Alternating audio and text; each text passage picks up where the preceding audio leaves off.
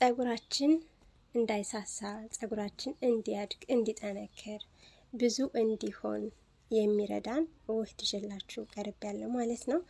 እንዲሁም ደግሞ ያለ እድሜ የሚመጣ ሽበትን ለማጥፋት ማለት ነው። ባንዴ አይሆንም፣ በተደጋጋሚ ከሞከር ነው ማለት ነው።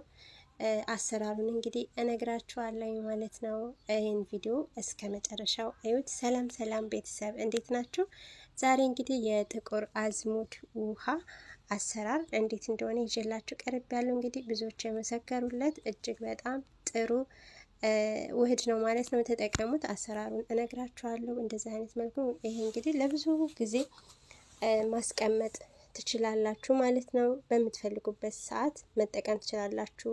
ማታ፣ ቀን፣ በቀን ሁለቴ ምንም ችግር የለውም። እየረጫችሁ እንትን ትላላችሁ ማለት ነው። አትታጠቡት። ባትታጠቡት ጥሩ ነው። እኔ አልታጠበውም ማለት ነው። ስለዚህ እዚህ ጋር የሚያስፈልገን የጥቁር አዝሙድ ፍሬ ያስፈልገናል። እኔ ትንሽ ፈጭቼዋለሁ ማለት ነው። እዚህ ጋር ደግሞ ቅርንፉድ ያላችሁን ቅርንፉድ ካላችሁ መጠቀም ትችላላችሁ። ከሌላችሁ ደግሞ አለመጠቀም ትችላላችሁ። ጥቁር አዝሙድን ብቻ መጠቀም ትችላላችሁ። ከሩዝ ጋር መጠቀም ትችላላችሁ።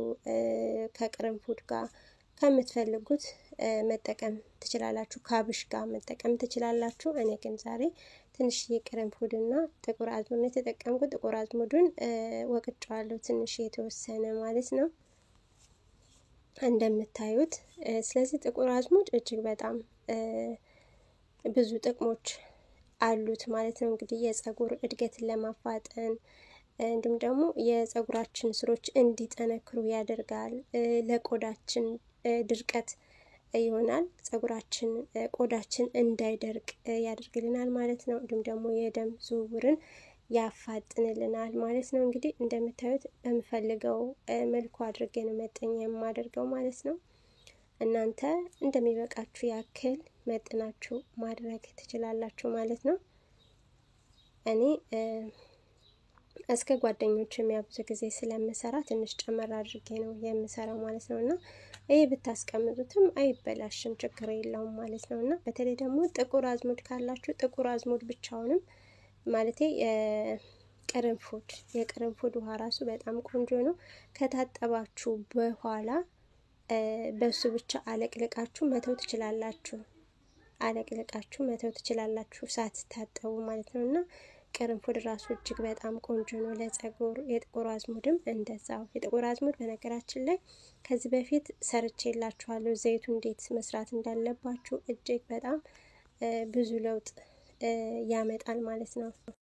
እናም ደግሞ ያለ እድሜ ሽበት የሚመጣን ይቆጣጠርልናል ማለት ነው። እንግዲህ አሁን ጊዜ ብዙዎቻችን ያስቸገረን ሽበት ነው ማለት ነው። እና ብዙዎቻችንም ደግሞ ይህን ነገር እንትን አንልም እና ስለዚህ ይህንን ደጋግማችሁ ተጠቀሙት። በተለይ ደግሞ ዘይቱን መጠቀም ትችላላችሁ። እዚህ ጋር ካሬ ፓታ የሚባል ሩዝ ላይ የሚደረግ አድርጌበታለሁ። ካላችሁ ማድረግ፣ ከሌላችሁ ደግሞ ምንም ችግር የለውም ማለት ነው። እና የጥቁር አዝሙድ ዘይት ካላችሁ ደግሞ ከኦሊቭ ኦይል ጋር ቀላቅላችሁ ራሱ በንጹህ ጸጉራችሁ ላይ ተቀብታችሁ በውሃ ብቻ ማለቃለቅ ትችላላችሁ ማለት ነው። እና ብዙ አይነት አጠቃቀሞች አሉት ማለት ነው። እና አሁን ይህንን የተጠቀምኩት ለምሳሌ ጸጉሬን ከታጠብኩ በኋላ ነው የምጠቀመው ይሄንን ማለት ነው፣ ጸጉሬን በማበጥር ሰዓት።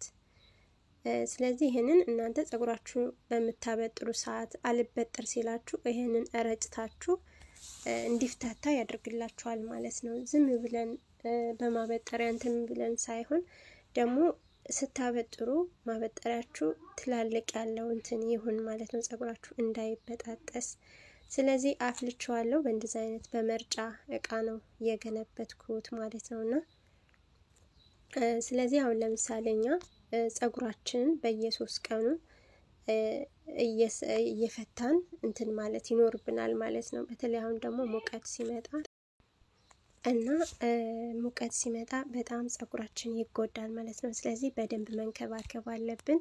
ለ3 ለ4 እየሰራን እንትን ማለት ይኖርብናል ማለት። ስለዚህ ፈተን ሹሩባ ስንሰራው ይሄንን መርጨት፣ ስናበጥር ደግሞ ይሄንን ረጭተን ማበጠር ይኖርብናል ማለት ነው። ጸጉራችን እንዳይያዝ እንዲፍታታ ያደርግልናል ማለት ነው። እንዲሁም ደግሞ በጣም ብዙ ጥቅም አለው ጸጉራችን ለማሳደግ። እንዲሁም ደግሞ ቤቢ ሄር ከፊታችን እየሸሸ ላስቸገረን ይህንን ውህድ ተጠቀሙት ማለት ነው። ብዙዎች የመሰከሩለት ብዙዎች የሚጠቀሙት ነው ማለት ነው። እንግዲህ ከአንድ ነገር ብቻ ነው ጥቁር አዝሙድ ብቻ ካላችሁ እሱን ብቻ መጠቀም ትችላላችሁ። እኔ ያው ቅርንፉዱን ስለፈለኩት ጨምሬበታለሁ ማለት ነው። በእርግጠኝነት ነው የምላችሁ ጸጉራችሁን እናንተ ከተንከባከባችሁት የማያድግበት መንገድ የለም፣ ያድጋል ማለት ነው። ዋናው ነገር ምንድነው? ትዕግስት ያስፈልጋል። ትዕግስት ከሌለን ጸጉራችን ባንድ አያድግም። ቢያንስ 3 ወር 4 ወር 5 ወር አመት መታገስ ይኖርብናል ማለት ነው። እኔ ስላየሁት ነው ለውጡን ማለት ነው። የዛሬ 4 አመት ያለው ጸጉሬና አሁን ያለውን ጸጉሬ ሳየው በጣም ልዩነት አለው ማለት ነው። በጣም ስለዚህ የተለያዩ በቤት ውስጥ የሚሰሩ ትሪትመንቶችን በመስራት ለምሳሌ የሩዝ ክሬም የተለያዩ አሉ። ቪዲዮ ቻናሌ ላይ ገብታችሁ ማየት ትችላላችሁ ማለት ነው። እና ጸጉራችንን በደንብ አድርገን ትሪት ካደረግነው ይበዛልናል፣ ያድግልናል፣ ውበቱ ያማረ ይሆንልናል ማለት ነው። እናንተም ደግሞ ሳትሰላችሁ በደንብ አድርጋችሁ ጸጉራችሁን ተንከባከቡት፣ በእርግጠኝነት ያድጋል ማለት ነው። እና እኔ አሁን ፈትቼዋለሁ ታጥቤዋለሁና ፈትቼ የተሰራውን ፈትቼ ነው አሁን እኔ የምቀባው። ከዛ መልሼ ደግሞ ይሄን እየረጨው በደንብ ካበጠርኩ በኋላ ደግሞ ለ3 ለ4 ደግሞ ሰርቼ አስቀምጠዋለሁ ማለት ነው። እና በየቀኑ ራሱ ይሄን እየረጨው እንትን ማለት ይችላል። በተለይ ደግሞ ቤቢ ሄር የምትፈልጉ ከፊታችሁ ለሸሸ በሙቀት ሰዓት መጠቀም ትችላላችሁ። እንደምታዩት የተለያዩ ውህዶችን እየሰራችሁ መጠቀም። የሩዝ ውህድ አለ፣ የተልባ አለ፣ እንዲሁም ደግሞ እዚህ ጋር ደግሞ አለ የሆነ የከርከደ እንትን ራሱ ማለት ነው። እና እንደዚህ እያደረጋችሁ ጸጉራችሁን ተንከባከቡት፣ ያድጋል ማለት ነው። እንግዲህ ዛሬው ቪዲዮ ይሄን ይመስል ነበር። በቤታችሁ ውስጥ ዘይቶችን እየሰራችሁ ተጠቀሙት። በውድ ዋጋ እየገዛችሁ አትጠቀሙ። እንዴት መስራት እንዳለባችሁ ደግሞ ቪዲዮ ላይ ማየት ትችላላችሁ። ቻናሌን ሰብስክራይብ በማድረግ ሁሉንም ነገር ማግኘት ትችላላችሁ ማለት ነው። እንግዲህ የጥቁር አዝሙድ ውሃ እጅግ በጣም ብዙ ጥቅም አለው ማለት ነው። ስለዚህ ተጠቀሙት፣ አትታጠቡት፣ ሁሌ ተጠቀሙት ማለት ነው። ለውጥ የምታገኙ ከሆነ ሳትሰላችሁ ተጠቀሙት፣ ብዙ ለውጥ ታመጡበታላችሁ ማለት ነው። ስለተከታተላችሁ እጅግ በጣም አመሰግናለሁ። እግዚአብሔር አምላክ ሀገራችንን ሰላም ያድርግልን እላለሁ ማለት ነው። እንግዲህ ፋሲካም እየደረሰ ነው። እንግዲህ እግዚአብሔር አምላክ ለዛ ያድርሰን ማለት ነው። በጣም አመሰግናለሁ። ቻናሌን ሰብስክራይብ አድርጉልኝ፣ አበረታቱኝ። አመሰግናለሁ።